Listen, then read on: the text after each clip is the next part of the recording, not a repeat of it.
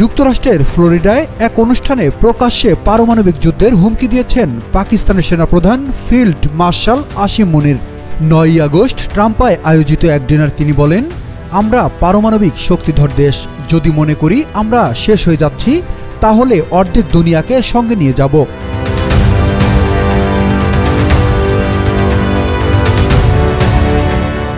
মুনির আরও হুঁশিয়ারি দেন, সিন্ধু নদীতে ভারতের নির্মিত কোনো অবকাঠামো পাকিস্তানের পানি প্রবাহে বাধা দিলে সেটি ক্ষেপণাস্ত্র দিয়ে গুঁড়িয়ে দেওয়া হবে।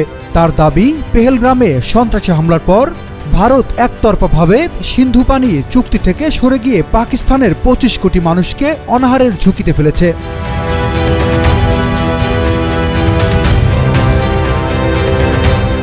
তিনি বলেন, ভারতের বাঁধ তৈরি হলে আমরা সেখানে ১০টি ক্ষেপণাস্ত্র মেরে তা ধ্বংস করব।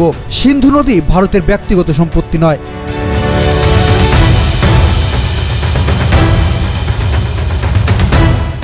ডিনারে প্রায় ১২০ জন পাকিস্তানি বংশোদ্ভূত অংশ নেন, যেখানে মোবাইল ফোন বা কোনো ডিজিটাল যন্ত্র নেওয়া নিষিদ্ধ ছিল।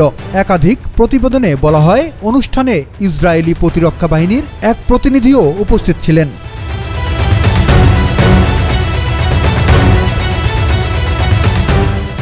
ভারত পাকিস্তানের সাম্প্রতিক চারদিকে সংঘর্ষ প্রসঙ্গে মুনির অভিযোগ করেন, ভারত ক্ষয়ক্ষতির বিস্তারিত গোপন করেছে। তিনি হুঁশিয়ারি দিয়ে বলেন, ভবিষ্যতে ভারত আক্রমণ চালালে পাকিস্তান আরও কঠোর জবাব দেবে। আমরা ভারতের পূর্বাঞ্চল থেকে শুরু করব, এরপর পশ্চিমে অগ্রসর হব।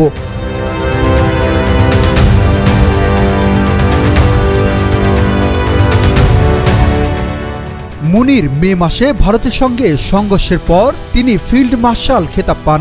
রাজনৈতিক মহলে গুঞ্জন রয়েছে, তিনি আগামী দিনে পাকিস্তানের প্রেসিডেন্ট হতে পারেন।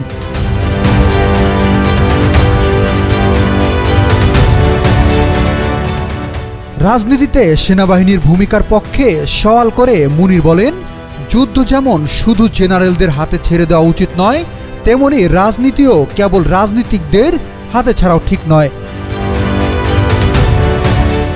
বিপ্লব সরকার, এশিয়ান টেলিভিশন।